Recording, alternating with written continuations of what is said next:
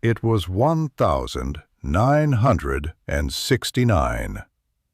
He was in the hospital after his second major heart attack, 68 years old, with more time on his hands than he had known since childhood. He asked Lucille to bring him paper and a pen. His hands were steady. The music was still in them, even if the trumpet wasn't allowed. He started writing. He wrote for hours. He crossed out very little. When he was done, he folded the pages, put them in an envelope, and addressed it to no one. It stayed in the drawer by his bed for the rest of his hospital stay. He never mailed it. He never explained why he'd written it.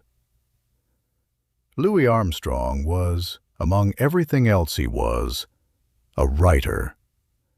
This is the part of him that tends to get lost between the trumpet notes and the famous grin. The fact that he put words on paper with the same compulsive honesty that he brought to music. Not for publication, not for posterity, at least not consciously. For the same reason people write things they never send. Because some things need to be said, even if no one is going to hear them. The archive at the Louis Armstrong House Museum in Corona, Queens, contains hundreds of documents in Armstrong's own hand. Letters to friends, letters to strangers, letters to people who had hurt him that he never delivered. Journals that ran for pages without any apparent audience in mind. And the tape recordings, thousands of hours of reel-to-reel recordings he made at home, of conversations, of music, of himself talking through things he was thinking about. He was 60 years old before cassette tapes existed. He adapted immediately. He filled reels the way other men fill notebooks. The picture that emerges from those documents is of a man considerably more interior than the public image he carried for 5 decades. The entertainer, the goodwill ambassador, the man who filled every room with warmth. That man was real. Nobody performed that much goodwill that consistently without meaning some of it. But it was a performance in the precise sense, something conscious, shaped, offered to a specific audience. The writing was not. He wrote about New Orleans. He wrote about it the way people write about the place that made them, not with nostalgia exactly, but with the specific texture of early memory, the sounds, the smells, the streets, his grandmother's kitchen, the particular quality of the air on summer evenings in a neighborhood where music was as present as weather. He wrote about it in present tense sometimes, as if it were still happening somewhere, and he could still get back to it if he could find the right door. He wrote about his mother. My Anne, he called her. She had not been, by conventional standards, a reliable presence in his early life. She had struggled. He had been raised partly by others.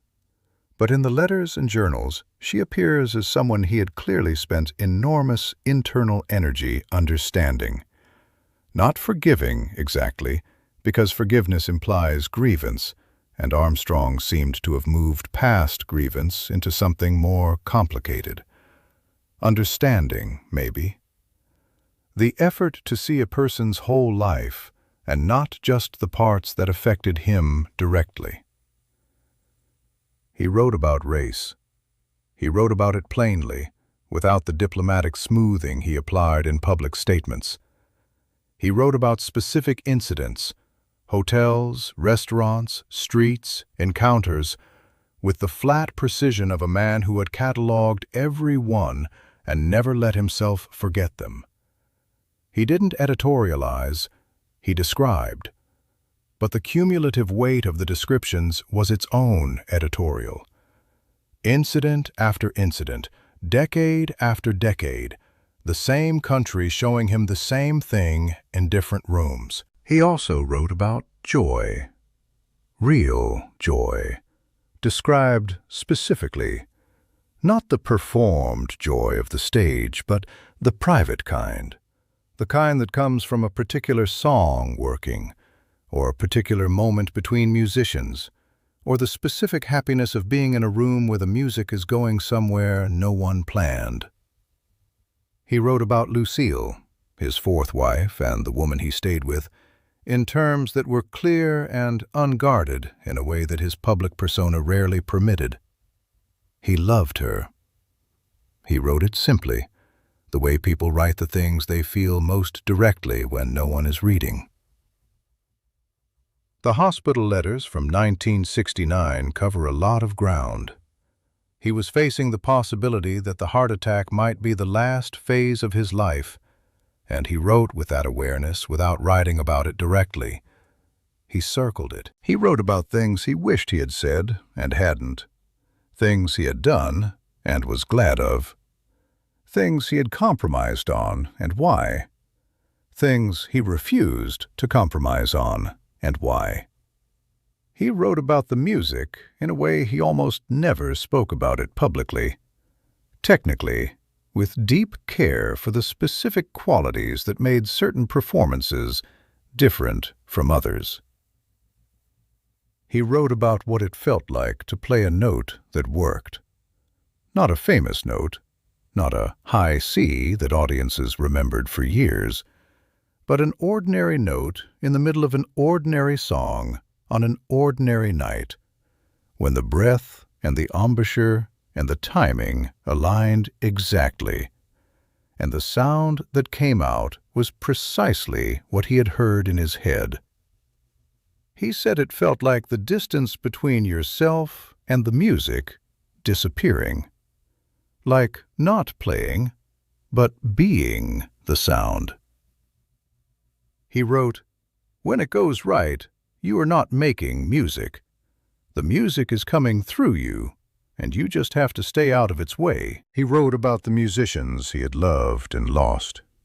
King Oliver, who had given him his first real chance in Chicago, who had made his career possible, and whose own career had ended badly, in poverty, far from the cities where he had been celebrated. Armstrong had grieved Oliver quietly, and had never quite finished grieving. The loss appears in the hospital letters as something unresolved, a debt he felt he owed and hadn't fully paid, and now could never pay.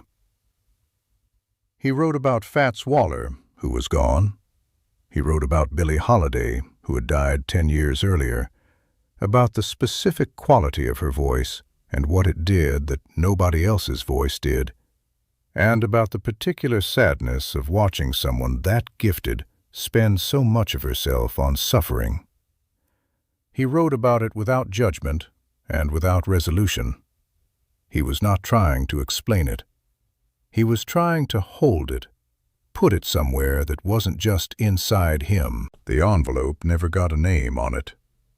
It stayed in the drawer. Then it went home with him to Corona.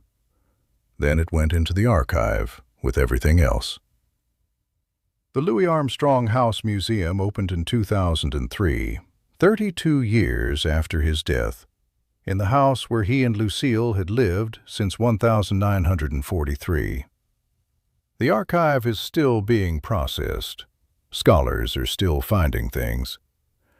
A man who spent 50 years being one of the most public human beings alive left behind a private life so fully documented that it will take decades to fully understand. The public Louis Armstrong, the one on the stages, in the photographs, in the films and recordings and newsreels, was real. But he was the half of Louis Armstrong that could be shared without cost. The pages in the drawer, the reels on the shelf, the letters addressed to no one, were the other half. He performed the first half for the world for 50 years. He gave it everything, but he wrote the second half for himself. In hospital rooms, in the small hours, in a kitchen in Queens when the house was quiet and nobody was waiting for him to be Louis Armstrong.